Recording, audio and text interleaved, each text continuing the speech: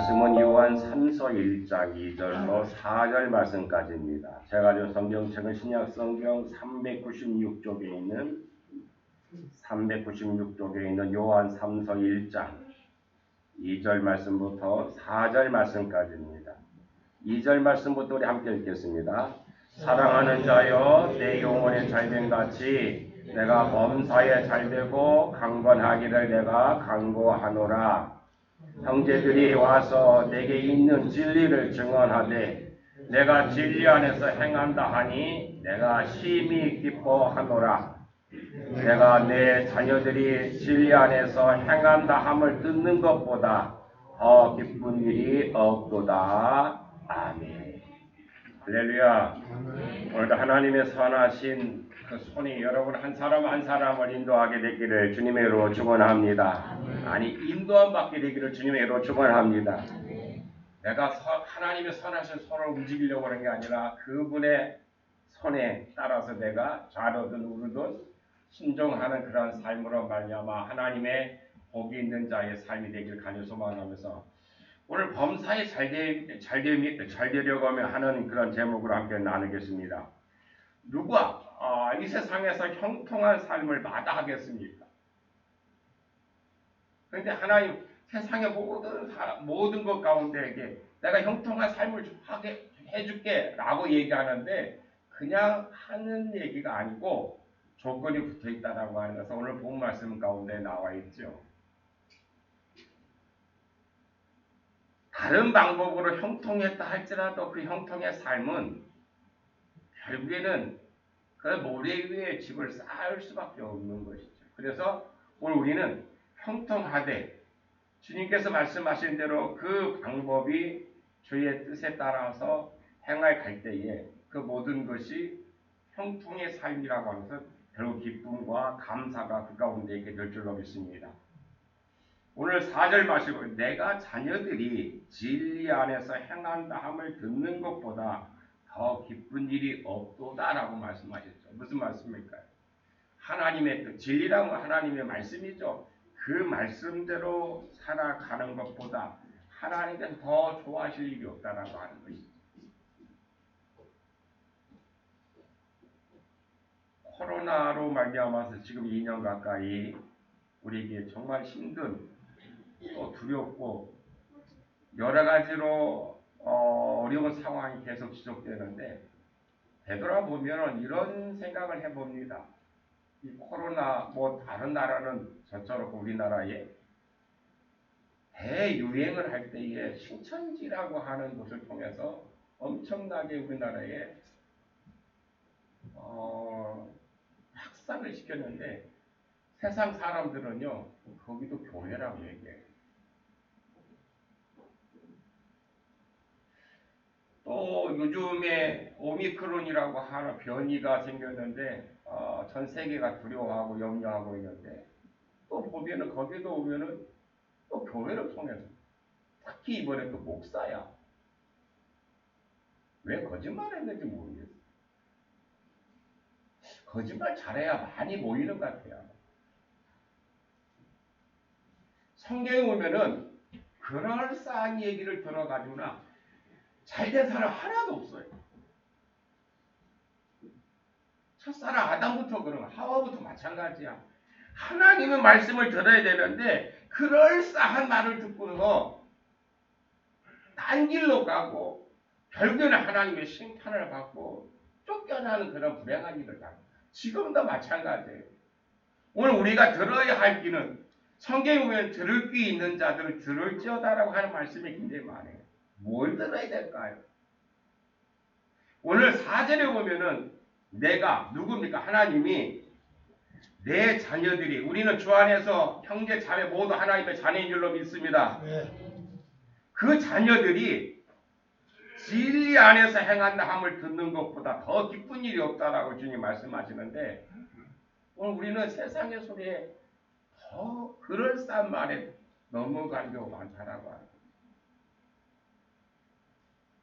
여러분 세상에 그럴싸한 말이 아니라 오직 진리의 말씀으로 말미암아 요 하나님을 기쁘시게 하고 형통의 삶이 되시기를 주님의 이름으로 축원합니다. 오늘 2절에 보면은 사랑하는 자여 내 영혼이 잘된 같이 내가 범사에 잘되고 건강하기를 내가 간구하노라고 하소서. 이 말씀은 우리에게 저와 여러분에게 주신 하나님의 말씀인 줄로 믿습니다. 이건 사람의 말이 아니에요.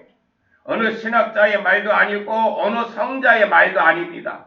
이 말씀은 하늘이 무너지고 땅이 꺼져도 변할 수 없는 하나님의 말씀인 줄로 믿습니다. 그런데 주님께서는 왜 영혼이 잘 돼야 한다라고 제일 먼저 말씀하셨을까? 왜? 오늘 우리가 그렇게 좋아하는 세상에 돈 좀 먼저 준다고 하시지. 우리가 그렇게 원하는 건강을 먼저 주신다고 하지. 왜 그런 거 아니고 왜 영혼이 잘 돼야 된다고 제일 먼저 말씀하셨을까요?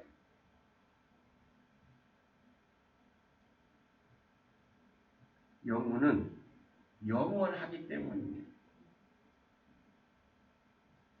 우리의 육체는 아무리 강건하고 아무리 우리가 세상에 많은 것을 누리고 있다 할지라도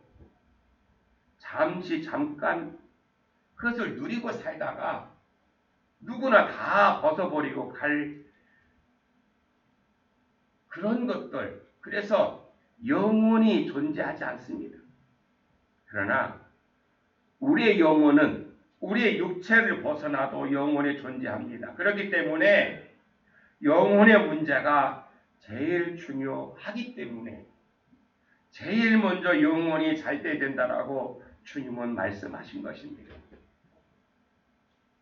첫사람 아담과 하와는 하나님께서 생기를 허락하셔서 생명이 되었다라고 창세기 2장 7절에서 분명하게 증거하고 있습니다. 그러나 아담과 하와가 사탄의 게임에 그럴싸한 말에 정말 그럴싸하잖아요. 내가 하나님처럼 될 수 있어? 그러잖아요. 그럴싸하잖아. 너 그거 하면 잘 될 거야. 사기꾼들이 그렇게 얘기하죠. 근데 다 안 넘어갔는데 넘어가. 요즘에 뭐 코로나 아니면 제일 이슈가 될 일이 뭡니까? 보이스피싱이죠. 안 넘어갈 것 같은데 넘어가. 거기에 좀 우리 시골에 어르숙하고 조금 귀가 안 들리고 할 그런 분들만 넘어갈 줄 알았더니 아니야. 지식인들도 넘어가. 왜 그래요? 그럴싸하게 넘어가. 그렇게 얘기하니까, 급박하게 얘기하니까 넘어가더라는 거예요. 첫사람 아담과 하와가 이 그럴싸한 말에 빠져서 선악과를 따먹은 후 어떻게 됐어요? 그들의 영혼은 죽을 수밖에 없었습니다. 영혼이 죽으면 어떻게 될까요? 하나님과 교제가 단절될 수밖에 없어요. 쉽게 얘기하면 그래요. 부모와 자녀와의 관계 속에서 자녀가 어느 날 잘못을 했어. 근데 아버지는 모를 것 같이 생각하는데 모를 것 같아도 어떻습니까? 늘 그것이 마음에 있다 보니까 어떻게 해요? 전과 같이 살갑게 가까이 갈 수가 없어. 왜? 자기가 잘못한 게 있으니까. 영혼이 죽으면은 하나님과의 교제도 단절돼요. 영혼이 죽었고 하나님과 단절도 끊어져 버렸고 그 다음에 뭐 있습니까? 우리가 그렇게 바랬던 에덴 동산 파라다이스라고 하는 그 에덴 동산도 쫓겨났어요. 거기에서. 그것이 왜요? 영혼이 죽었기 때문에 그렇다는 것이죠. 로마서 5장 19절에 보면은 아담 이후의 후손들 전 인류가 사자손손이 죄인이 되었다라고 분명하게 말씀하고 있습니다. 이와 같은 절망적인 상황에서 누가 인간들의 영혼을 회복시킬 수 있겠습니까? 도덕적 훈련이나 수양으로 가능할까요? 아니면 인간의 교육과 지금 우리나라 대선 전국에 있는데 정치가 어떤 선한 사람이 대통령이 되면 해결될까요? 아니면 어떤 제도가 아주 훌륭해가지고 그 영혼이 살아날 수 있을까요?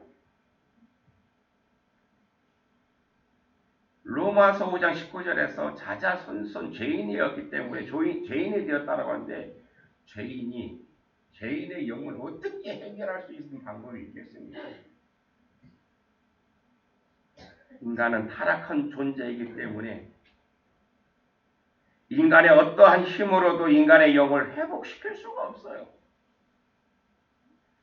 그래서 예수님께서 세상에 오셨는데 예수님께서 오신 목적이 바로 영혼이 죽은 그 인간들을 위해서 그 영혼들 사탄의 종이 되어 살아가는 처음에 당신의 형상대로 지었다가 너무 좋다라고 말씀하셨는 그 인간들이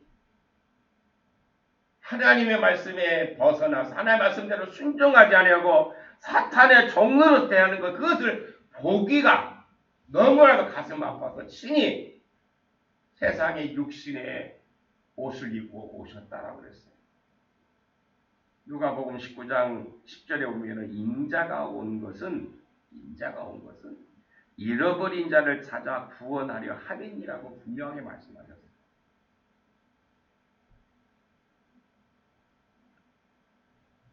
그렇다고 하면 우리가 구원받기 위해서 할 일은 무엇일까요? 다 알고 있는 거예요. 첫째는 믿음이에요. 믿음.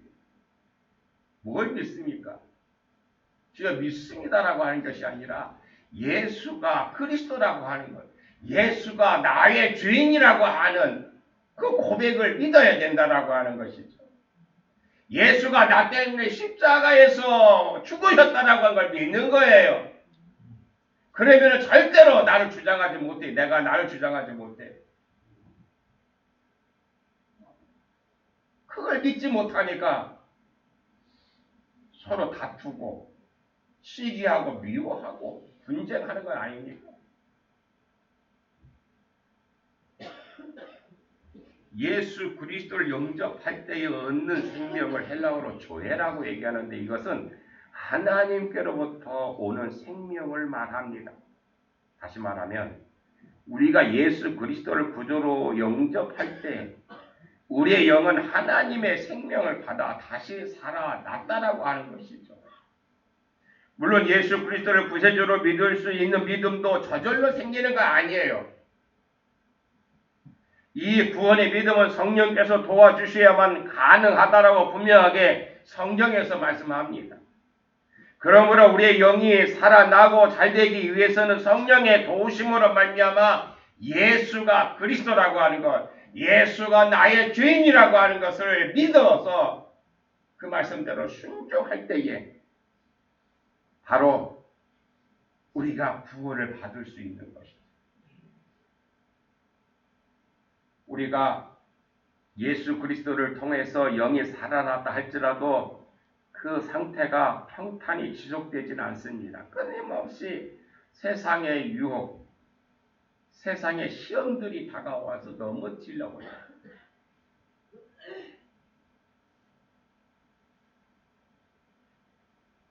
그것은 사람에게는 육과 영과 혼이라고 하는 이것이 하나로 뭉쳐서 우리가 살아가고 있는데 이 혼이라고 하는 것은 자기 자신이 최고의 결정권자라고 생각하는 것이죠. 특별히 세상적으로 좀 잘 되면은 이런 생각에서 벗어나려고 하잖아요. 자기가 결정이고 통치자라고 생각합니다. 그래서 자기 마음대로 해요. 그래서 영과 혼은 사이에는 끊임없이 어떻게 합니까? 갈등과 다툼이 있는 거예요. 영은 우리가 늘 말씀을 배웠기 때문에 영은 늘 그렇게 생각하는 거죠. 하나님 말씀, 하나님 중심대로 살아야지 말씀대로. 그런데 아니야. 혼은 어떻게 합니까? 아니야. 그것보다 더 즐거운 거. 누구에게 자랑하고 싶고 누구를 지배하고 싶은 이런 것, 혼이 그렇게 하는 것이죠. 혼이라고 하는 것.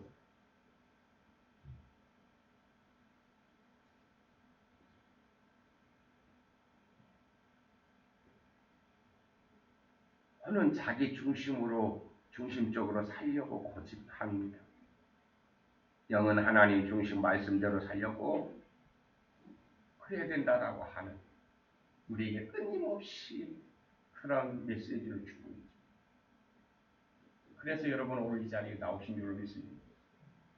영혼의 사람이기 때문에 오늘은 주일날이야, 예배 드려야 돼. 그래서 오시지 않았어요. 믿음의 남이나 영혼의 사람.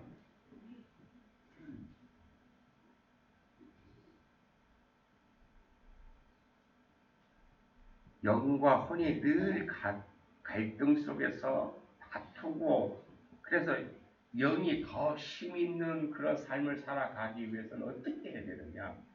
성경에 보면 이렇게 말씀합니다. 하나님께서 어떤 방법으로 우리의 영혼을 깨뜨리실까, 이것을 우리가 알면은 하나님께 순복할 수 있는데 그게 쉽지가 않다라고 하는 것입니다. 하나님께서 우리의 혼을 깨뜨리기 위해서 사용하시는 방법은 무엇입니까? 우리에게 환난과 역경을 사용하십니다. 환난과 역경이 다가오면 누구나 다 괴롭습니다. 평소에 아무리 신앙이 좋고 믿음이 컸던 사람도 환난이 다가오면은 괴로워 힘들어합니다.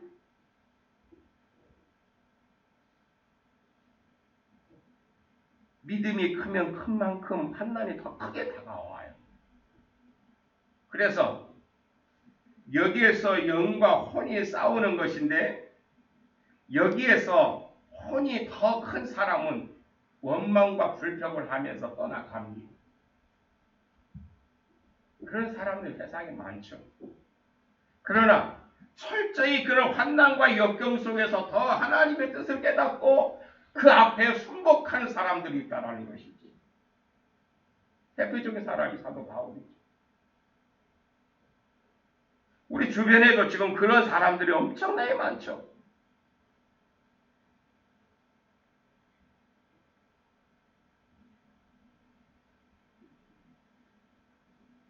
우리가 이런 환난과 시련, 그리고 더 열심히 나는 그래도 말씀대로 살려고, 그리고 열심히 충성하고 헌신했는데 그러한 것들이 다가올 때에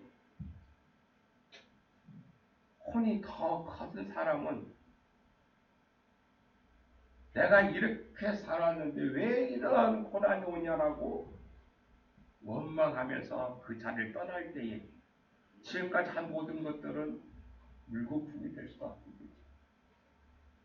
아마 그렇게 된 원인은 거기에 우리가 열심히 헌신하고 봉사하다 할지라도 거기에 이 혼의 문제가 더 크기 때문에 하나님께서 그러한 시련을, 그런 것들을 시험을 주셨다고 봅니다.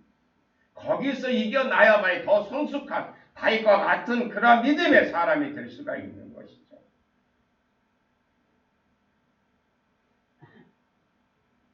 여러분들 기도를 끊임없이 하시죠. 어떤 분은 10년을 하고 20년을 했다고 생각합시다. 그런데 20년을 내가 하루하루 체크해가면서 20년을 했는데 안 들어줘. 하나님 안 들어줘. 그래서 실망하고 원망을 떠났다고 생각해봐. 그럼 20년 동안 한 게 뭡니까? 다 그것은 오래 탔기나 마찬가지. 근데 만약에 하나님 편을 그 기도를 들어줘야 하나님 편을 생각해 보십시오. 그 다음날 하나님이 그 기도를 들어주려고 계획해놨는데 내가 그것 하루 참지 못해서 했다고 얼마나 서운할까요? 그러한 불행이 있지 않게 되기 위해서 우리는 끊임없이 원망과 불평이 아니라 그런 시련이 오고 환난이 오고 어려움이 온다 할지라도 끊임없이 주님을 향해서 여러분이 믿음이 향하여 갈 때에 하나님 앞에 전달되어서 응답되어지는 복 있는 자의 삶이 되시길 주님의 이름으로 축원합니다. 믿음이 크면 큰 만큼 환난과 시련도 더 크게 다가온다라고 했죠. 그래서 그것이 유익이 돼야 된다. 믿음이 큰 사람은 더 크게 유익이 될 수 있다. 우리는 그러한 일들이 다가올 때에 더욱더 주님 앞에 가까이 가고 인내하며 기도해야 할 것입니다. 아무리 나의 환경이 파산 직전에 놓여 있다 할지라도 그 환경을 바라보면 원망과 불평밖에 나오지 않겠지만은 그러나 환경을 바라보지 아니하고 주님 앞에 아무리 칠흑같이 어두움이다 할지라도 주님만을 바라보며 더욱더 간절히 기도할 때 우리가 주님 앞에 매달릴 때에 주님은 긍휼을 베풀어 주실 줄로 믿습니다. 왜? 그 하나님은 자비 하나님이라고 했습니다. 내가 그렇게 매달리는데 내가 그렇게 하나님께 소원하는데 하나님이 그냥 외면하지 않으실까?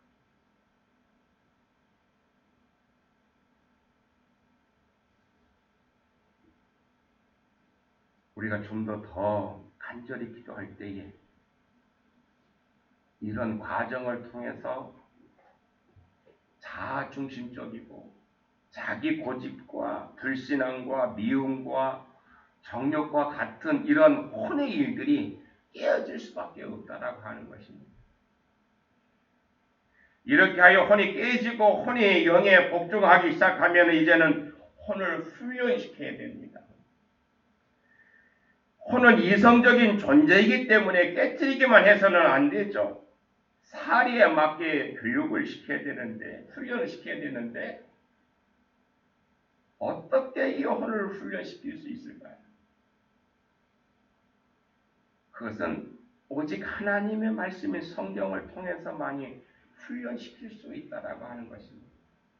지금까지 여러분들 신앙생활하면서 끊임없이 이야기 들은 것이 하나님의 말씀을 듣고 공부하고 묵상하고 그것을 실천하라고 하는 이유는 바로 여기 있는 것이죠.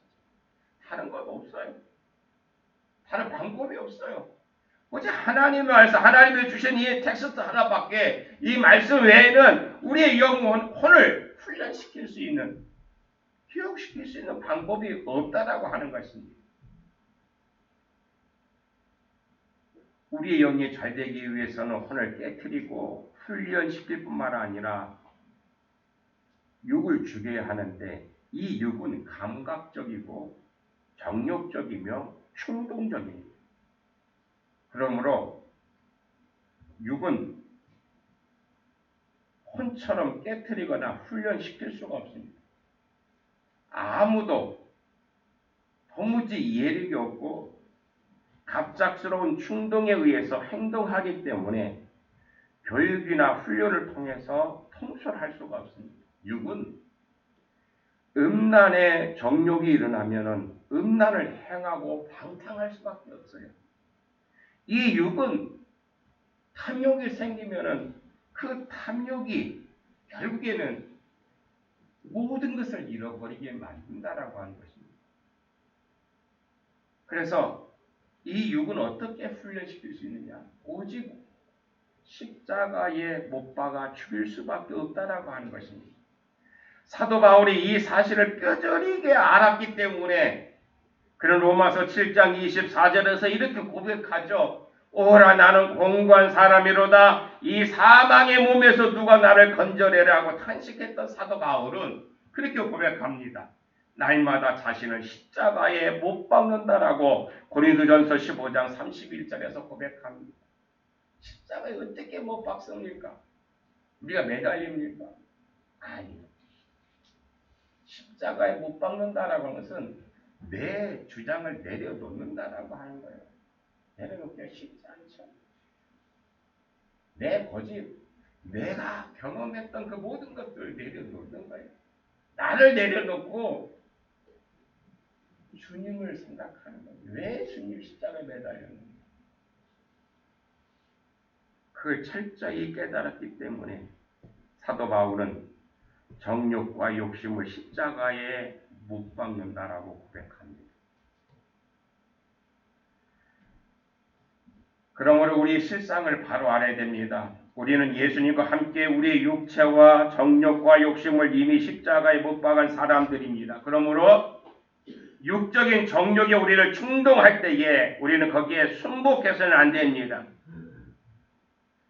우리는 이미 육적인 정욕이 죽은 사람이기 때문에 육적 행동이 일어날 때마다 단호하게 배격하고 물리쳐야만 합니다. 그리고 이 육적 충동을 한번 물리쳤다고 해서 끝나는 것이 아니라 사도 바울처럼 날마다 물리쳐야만 합니다. 이럴 때에 우리의 영은, 우리의 혼은 육과 함께 질서와 조화를 이루어서 우리가 아무리 환경이 어렵다 할지라도 그 가운데서 참된 평안을 누리게 되고 감사가 있게 되고 기쁨이 있게 될 줄로 믿습니다. 그래서 사도 바울이 정말 어떤 휴양지에 가가지고 너무 좋은 음식을 먹어가면서 항상 기뻐하라고 말하지 않았죠. 그가 어떠한 상황, 그가 감옥 속에서 데살로니가 보면 감옥 속에서 항상 기뻐하고 범사에 감사하라고 하는 이유는 그와 같은 우리의 영과 우리의 혼의 육의 문제가 그가 해결되었기 때문에 세상의 것에 따라서 휩쓸려서 살지 아니하고 어느 상황이 있어든지 그는 기뻐하고 평안을 누릴 수 있었기 때문에 그와 같이 우리들에게 교훈해주고 있는 것입니다. 우리의 영혼이 잘 되는 길은 성령의 지배를 받는 삶이어야만 합니다. 그러기 위해서 날마다 성령으로 충만한 생활을 해야 합니다. 구체적으로 어떻게 성령 충만한 생활을 할 수 있을까요? 먼저는 우리가 날마다 성령을 인식하고 의지해야만 합니다. 그러기 위해서 매일매일 성령을 인정하고 환영하고 모셔드리고 의지할 때에 우리는 성령으로 말미암아 충만한 삶을 살 수가 있죠. 또 하나, 기도해야 됩니다. 우리가 주님 앞에 엎드려 간절히 기도할 때에 주의 영인 성령으로 충만하게 될 줄로 믿습니다. 기도하지 않고 성령으로 충만한 생활을 기대할 수가 없습니다. 나아가서 하나님의 말씀을 먹어야만 합니다. 이 말씀은 마치 영의 양식과도 같습니다. 우리가 육의 양식을 먹지 않으면 힘을 못 쓰는 것과 같이 우리가 한 끼만 굶어도 배고프다라고 하죠. 일 못하죠. 마찬가지예요. 우리의 영혼도 마찬가지예요. 우리의 영혼의 양식에 하나님의 말씀을 먹지 않으면 우리는 영적으로 힘쓸 수가 없어요. 성경책을 잘 모시고 다니는 분들이 있어요. 그것도 교회에다가. 그럼 언제 읽습니까? 말씀은.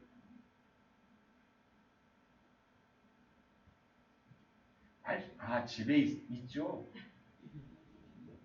그걸 생각 못했네. 교회에 놔둔 그 성경책 말고 집에 있는 성경책 날마다 읽게 되기를 주로 축원합니다. 그것이 영혼의 양식이에요. 믿으면 아멘 합시다. 우리 영혼의 양식을 먹지 않고 영혼의 사람이 될 수가 없어요.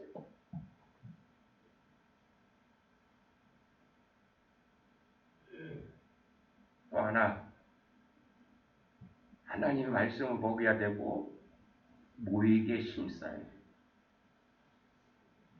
우리가 주님의 이름으로 모여 함께 예배드리고 기도할 때에 그곳에 성령께서 역사하심으로 성령 충만함을 받을 수 있게 될 줄로 믿습니다. 분명히 말씀드렸어요. 주님의 이름으로 모여야 돼요. 주님의 이름으로 모여.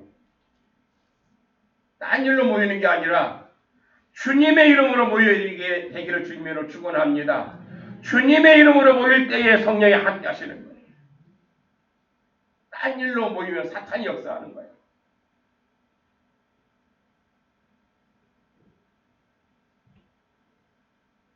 성령을 거슬리는 죄를 범치 말게 되기를 간절히 소망합니다. 성령을 거슬리는 죄를 범하고는 잘 되는 일이 하나도 없어요. 내게가 아니야. 고린도전서 6장 19절에 보면 성령께서는 우리의 몸을 성전 삼아 거하신다고 했으니 우리의 몸, 성령께서 거처하시는 우리의 몸을 더럽혀서는 안 되는 거죠. 우리의 몸을, 성령이 거하시는 몸을 더럽힌다라고 하는 것은 바로 성령을 거슬리는 거랑 마찬가지예요. 아이고 와서 여러분도 지저분한 곳에 가서 보면 제대로 잊지도 못하잖아요. 마찬가지. 우리 몸이 성령의 거하시는 절인데 성령의 거스르는 일만 하면은 그곳에 연기할 수가 없다라고 하는 거예요.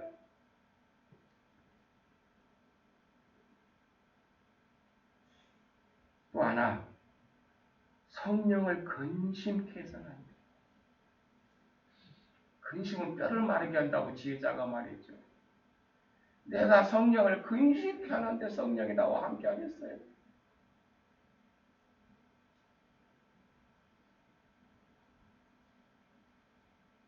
사랑하는 성도 여러분, 하나님의 뜻에 합당치 않은 언행 심사를 하지 아니하고 성령을 근심케 하는 게 아니라 성령을 기쁘게 하는 성도들이 되기를 주님의 이름으로 축원합니다. 성령을 기쁘시게 할 때에 하나님이 원하는 뜻대로 순종하며 성령과 동행함으로 성령 충만한 삶을 살아 우리의 삶의 범사가 감사가 있게 될 것이고 그 감사의 삶 속에서 하나님께서는 우리 한 사람 한 사람을 세우시고 또 지키시고 보호해 주실 줄로 믿습니다. 하나님이 지켜주실 줄로 믿습니다. 하나님이 인도해 주실 줄로 믿습니다. 하나님이 지켜주시지 않으면 안 돼요. 그 나라에 이르기까지 하나님의 돌보심을 받게 되기를 하나님 소망합니다. 그게 성령의 충만한 삶을 살아갈 때 가능한 거예요. 이스라엘 백성들이 출애굽하여서 광야 40년 동안 하나님께서 그들을 도와주셨던 거죠. 오늘 성령의 시대에 성령이 우리를 도와주시지 않는다라고 하면은 오늘 우리의 삶은 참으로 너무 힘들 수밖에 없고 고난에 가시밭길을 갈 수밖에 없어요. 성도 여러분, 하나님이 원하시는 겸손과 순종으로 범사에 잘 되는 축복이 오늘 예배하는 여러분 모두에게 임재하게 되기를 주님의 이름으로 축원합니다. 기도하시겠습니다. 참 좋으신 하나님, 우리가 주 안에서 형통하기를 위하여 날마다 성령을 의지하고 기도하며 말씀을 먹고 주님의 이름으로 모이게 힘쓰고 성령을 기쁘시게 하는 자로서 날마다 겸손과 순종과 범사의 기뻐함이 오늘 또 복 있는 자의 삶 속에 임하게 하여 주옵소서. 예수님의 이름으로 기도하옵나이다. 아멘.